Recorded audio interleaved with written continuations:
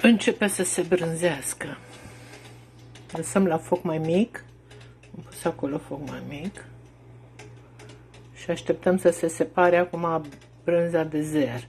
Până apare o zeamă verzuie și se încheagă mai mult lapte. Ok, după vreo jumătate de oră, 40 de minute, se ia din o cratiță unde a stat și se strecoară, prima dată cosită. Se pune, strecoară, cam așa.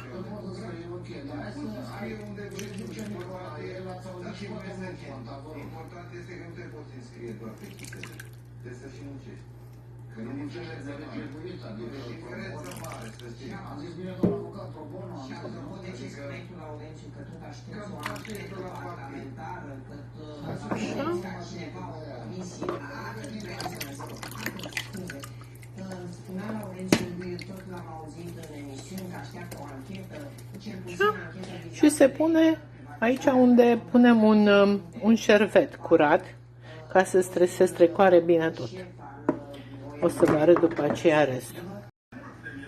După ce am stors bine aici, am mai ieșit ceva zeamă, zer, am pus în vasul ăsta, i-am dat o formă cât de cât și acum lăsăm aproape 24 de ore la rece.